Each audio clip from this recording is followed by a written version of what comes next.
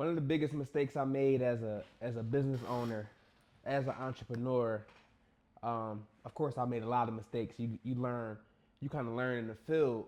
When you take the process on how I've taken it on. But I would say one of the biggest mistakes that I've made in this business and every business I've owned leading up to this business is waiting entirely too long to understand the importance of team building, learning how to hire, learning when to hire, getting good at hiring, and just putting the whole hiring situation off to as late as I felt like I possibly could. So um, maybe some entrepreneurs watching this video, you might feel like you've been in this situation or you're maybe in this situation right now.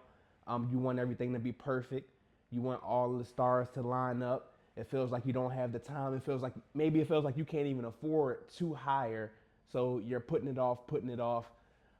So tonight I want to talk about why I started to make it a habit to hire way before I feel like I'm ready to start hiring, and also give you some tips and some tricks on maybe how you can identify the same in your business, and you know start to future proof whatever it is that you have going on.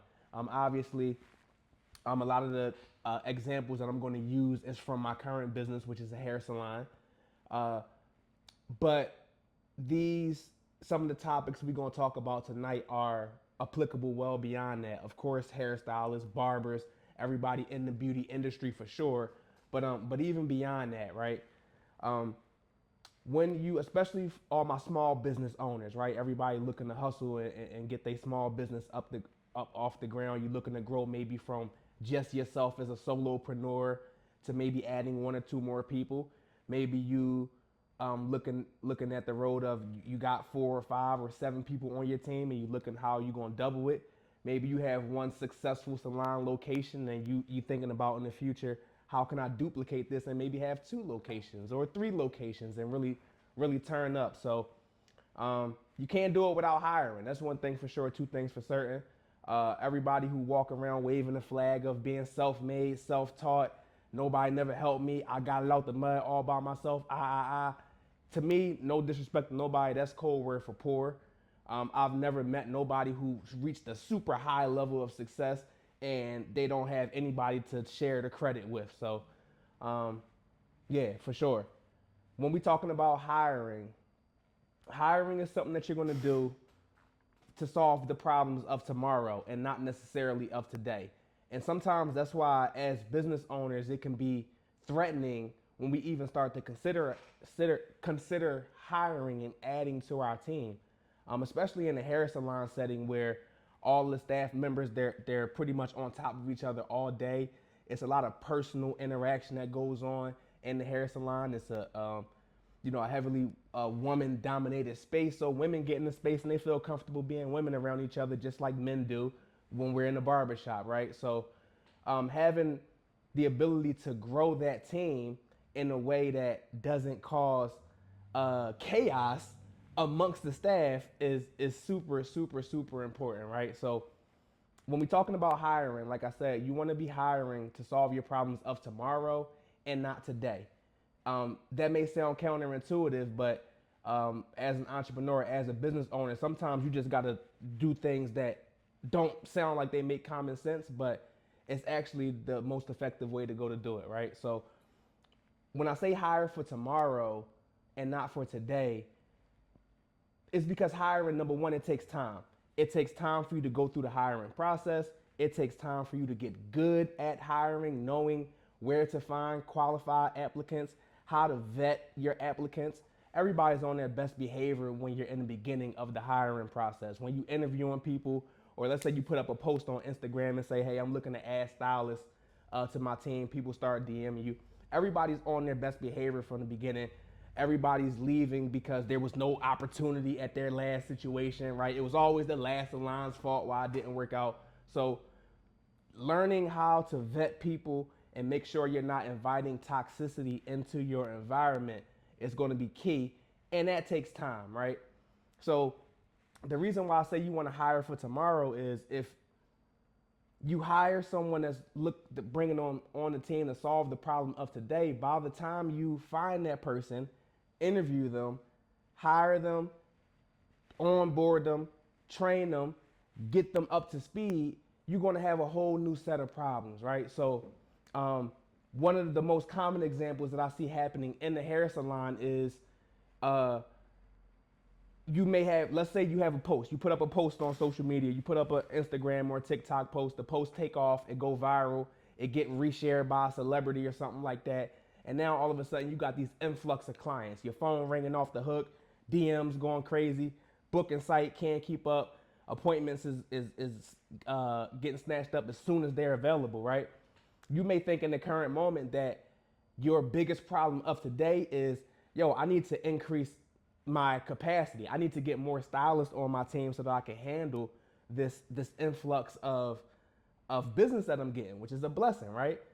And that may be your biggest problem right now, but in that same situation, your problem of tomorrow is going to be, how do you stop your current staff from getting burnt out with all this influx of clients, right? So now your current staff is working from open to close.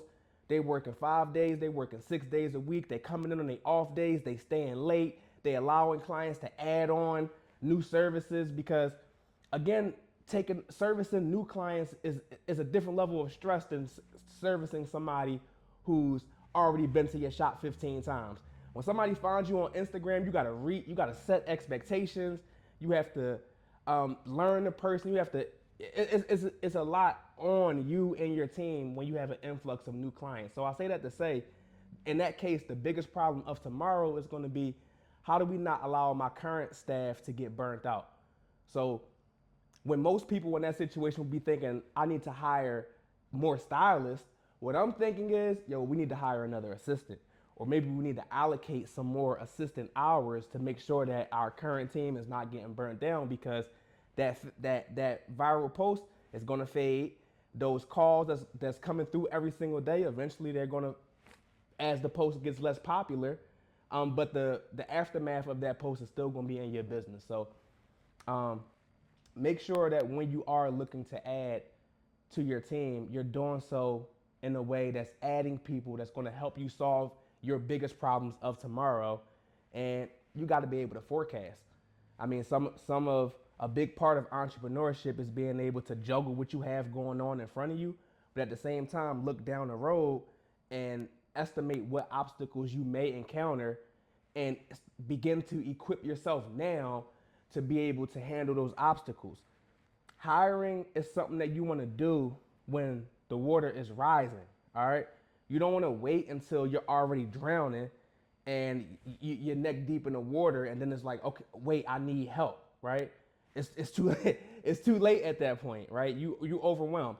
If you can feel in your business right now as you watching this video, and you know in your head like, yo, I can feel that I need to hire somebody. I need to add more stylists. I need to add another assistant. I need somebody to help me with marketing. You know what areas you need help in with your business. If you can already feel it, 100% sure you've already been understaffed for months. The opportunity cost by not growing your team is far outweighing what it's going to cost you in time, energy, and commitment to find the right person to add in your team. So it's never going to feel like you're ready. It's never going to feel like you have the money.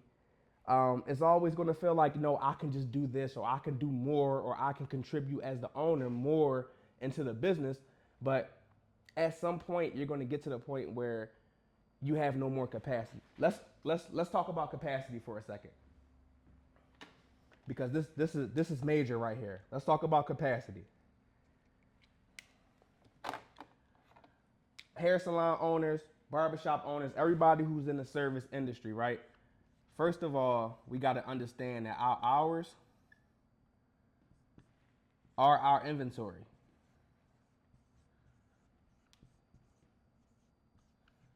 Car dealerships, they sell cars, cars are their inventories. Hotels, they have hotel rooms, the rooms are their inventory. As salon owners, the hours that are available on our booking site, that is our inventory. All right. So if you like myself and you're open for 8 hours a day and you have 6 chairs inside of your salon, each day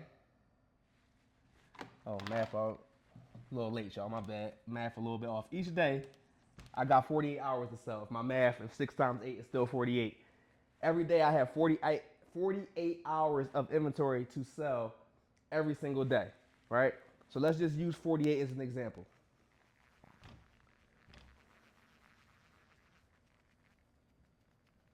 If I have 48 hours available to sell every single day, and we're selling, I don't know, let's just say we only have 15 hours worth of clients. I have 48 available, but we only have 15 hours worth of clients. This is going to be easy for me and my team to service. 15 hours is an extremely light week, right? So even though my pockets might be a little bit light this week, what do I have? I have time to forecast what my problems of tomorrow may be. The hardest thing about being an entrepreneur is when sales are low, to not to be able to expand your mind to think about more than sales. It sounds counterintuitive, but I promise you, this is the time. And there's a lot of entrepreneurs out there. There's a lot of salon owners who operating at 25% of your current capacity right now.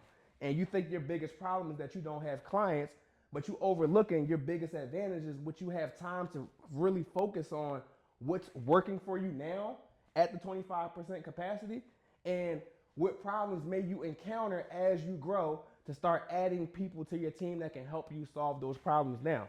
Because when you get to 60% capacity, which is this gonna happen overnight. I see it happen all the time. Stylists go from thinking that they overlooked and underbooked, and with a little bit of consistency, next thing you know, you're doing hair every day, all day, right? And then let's talk about this number right here, 90%. Let me give you an example. I like to exercise, right? I don't like to run, but running is something that I do. I'm just gonna leave it as that. It's good for my health goals, so I like to run. When I'm running at 25% of my capacity, it's easy. I'm taking it nice and smooth. I can look at my phone. I can shoot a text to my wife. I can change the song. I can look off in the distance and see what birds are in the trees. Oh, that's a deer over there. Because I'm only at 25% and it's easy for me to multitask while I'm at this rate. If I bump up to 60%, like if I'm running 60% of my maximum speed, now, now I'm breathing a little bit harder. I might, I might be able to have a little conversation, but whoo, I gotta pay a lot more attention to what I'm doing. When I'm running 90% of my maximum capacity, I can't think about nothing else but the next step that's in front of me. I can't think about the other things that may be going on in the distance and in the background because all I can worry about is my heart is beating out of my chest and I'm working as hard as I possibly can to keep up this capacity. You don't want to wait until you're so close to your full capacity to say, "Oh, now I need help." Because now you're already drowning.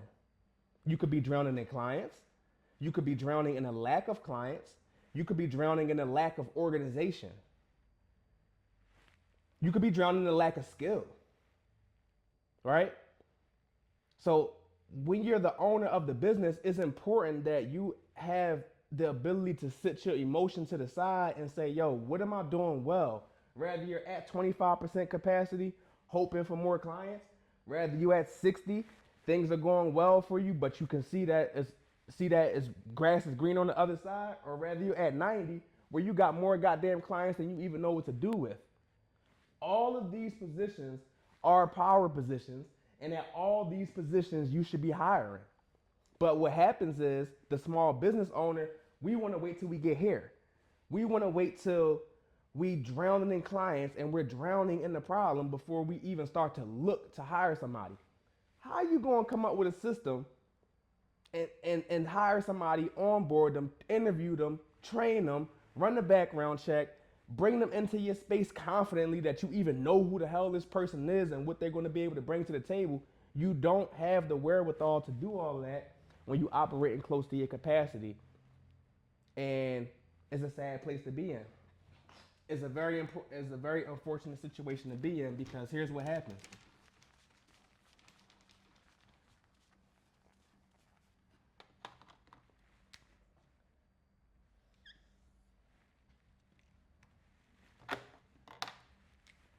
When your business is growing and it's growing slow and steady, eventually you're going to have a spike.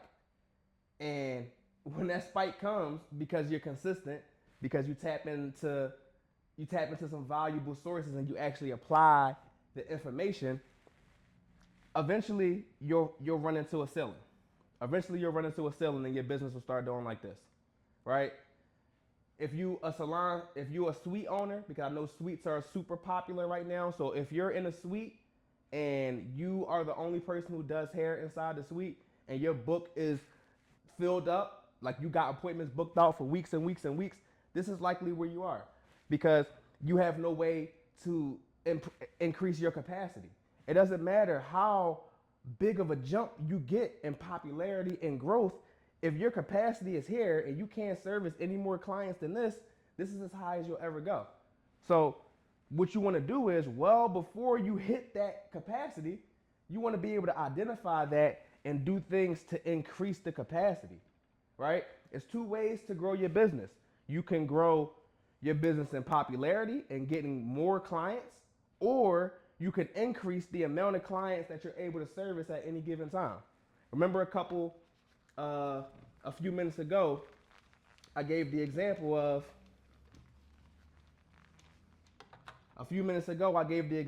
a salon that has 6 chairs and is open for 8 hours a day.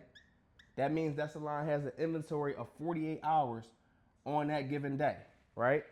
If this is how many chairs is inside of the shop, and this is how many hours that the business is open, this business can increase profitability and increase revenue by one of two ways. They can either increase how many chairs they have, or they can increase how many hours that they're open. Or not necessarily how many hours that they're open, but how many stylists that they have available, increasing the schedule is also an option. But you want to be in a position where you're always looking for where am I at in relation to my current capacity? And if you're too close to your capacity, the question should be how do I go ahead and increase that capacity? And in most cases that requires adding people to your team so that you have more inventory to sell. One of the other things that will hold me back early was just the fear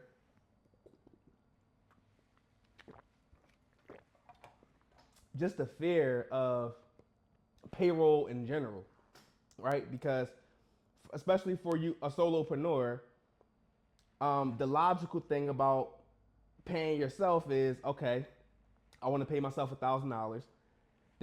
I take the $1,000 from my business checking account, I transfer it to my personal checking account, and now I just paid myself $1,000. And that sounds logical, again, but this is one of those scenarios where logic is not necessarily the right answer.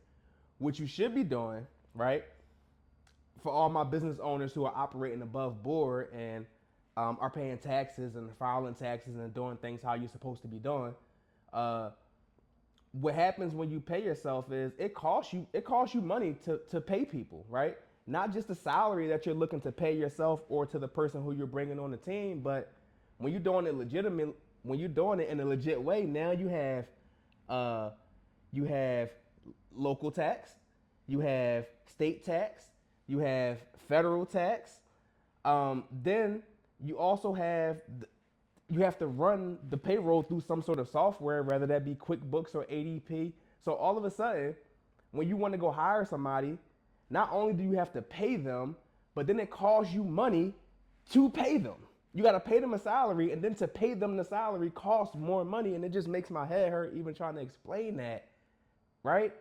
But what you have to look at those expenditures is that these are not expenses, right?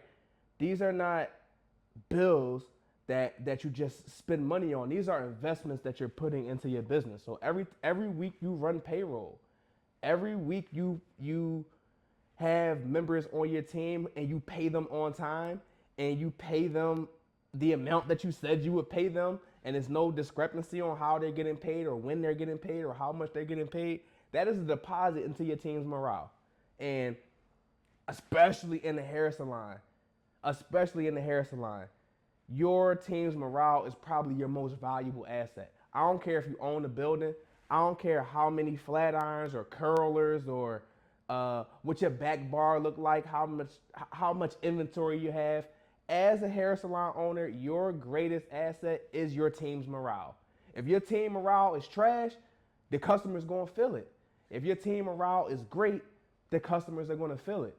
So investing in not only building a team, right, but building a team of the correct people who complement each other and who bring skills to the table that maybe you lack or are excited and good at doing the things that you don't want to do.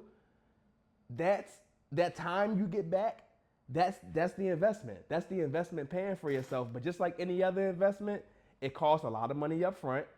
It never feels like you have enough money to start the investment, and it's going to slow you down. It's going to slow you down tremendously at the beginning because when you bring new staff members onto your team, regardless of how amazing they are, this could be a fantastic hairstylist who's been doing hair for years and it seems like they got everything going for them. They're still going to slow down the process when they join your team. Um, think about when you move into a new home, right? You move into a new place to live. It's going to take you some time to at least learn where the light switch is at and start feeling comfortable inside of your new house. When you bring a new team member inside of your hair salon, this is their new hair home. It's going to take them some time. They may be nervous eventually. They have to learn their way around and how you want things done particularly.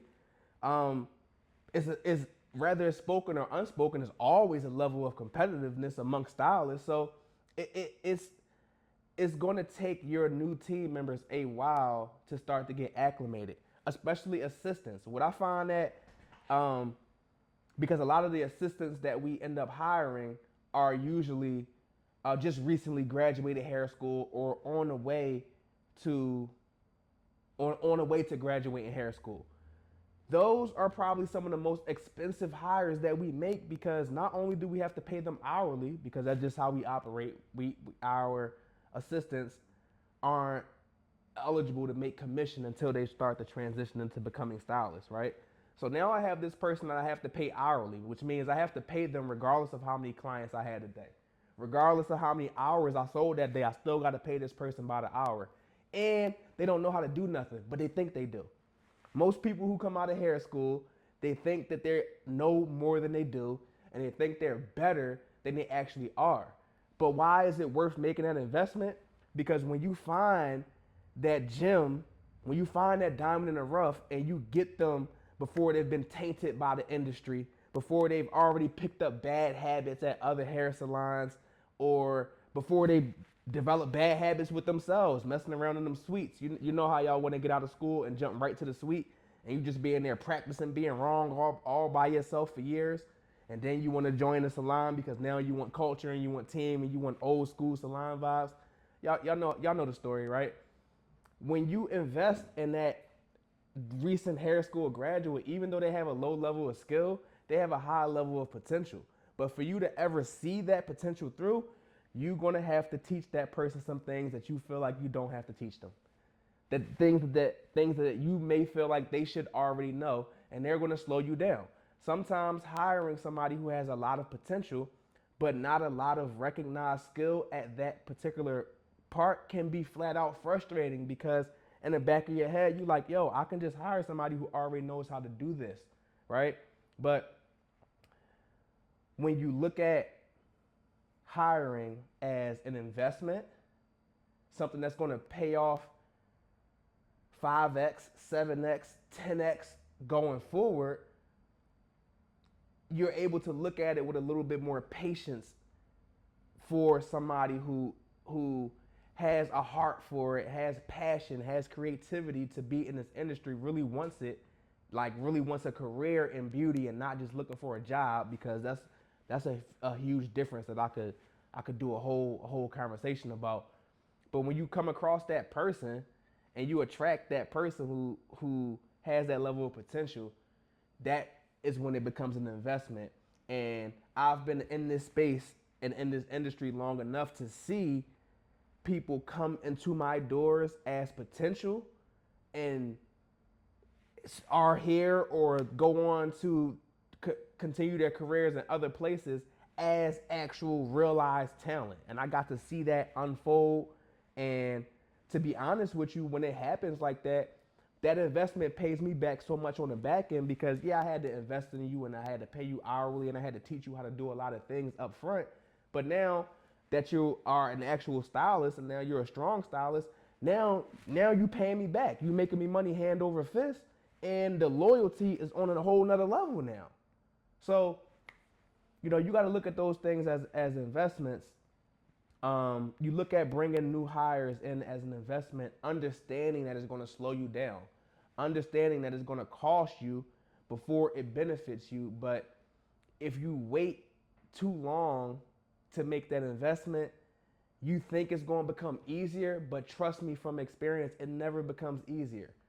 It never becomes easier to hire because if you're making more money in your business and you think it's money, you think, oh, once I start making a certain amount of money, then I'll start hiring people. I promise you, when you start making that amount of money that you think you need to get to, you're going to have so much less time and so much less patience for the hiring process that you'll be ineffective, and you'll start hiring out of reaction, right? You'll start hiring out of desperation, which is something that I've done before, which is another tip that I want to give you is your hiring should be ongoing all the time. Me, Carrie Chappelle here at Muse Beauty Suite, we always hiring. We're always hiring. Even if we're fully staffed, we always have our pipeline open to be able to take applications, do shadow sessions, come in and tour the place, because you never know when something is going to change. And that leads me to my next point, which is when you're in your hiring process, you're not looking for superheroes. All right. When you wait until you're desperate to start hiring, now when you go to hire, you're expecting a superhero. You're expecting somebody who already knows your program, who's never going to be late, who never complains, who has a high level of skill, who's ready to start tomorrow, who wants to work the schedule that you want them to work. You looking for one person to check off all these boxes from day one, and it's because you waited too long. You waited till you was already drowning instead of realizing that the water was raising and doing something about it, right? When you put yourself in a position where you need a perfect hire, you don't have a business at that point. Because at any given time, somebody can decide to leave your business, and you shouldn't feel as a salon owner, if one of your stylists has a better opportunity to maybe perhaps make more money or to pursue their dream, because a lot of people get into this business behind passion. That's something else that I had to really learn throughout this process. Me being so analytical and so business oriented, I would grossly underestimate how much passion people bring to behind these chairs, yo. So when you've been working with somebody and they decided that it's time for them to move on, there shouldn't be no angst. It shouldn't be no malice or no bad wishes towards that person. Because at the end of the day, y'all was making money together while y'all was making money together. The only reason you would be upset as a salon owner if a stylist decides to leave your establishment is because you don't know how to replace them. That's the only reason why you will be mad, because it hurts your pockets and you don't know how to replace them. But if you're always hiring, if you're always practicing hiring, if you always have your eyes on the horizon for what your next set of problems will be in the future, and you start planning well before they get there, you'll never have to cry and moan when somebody leaves, because you'll have a system that will just develop a replacement just like that.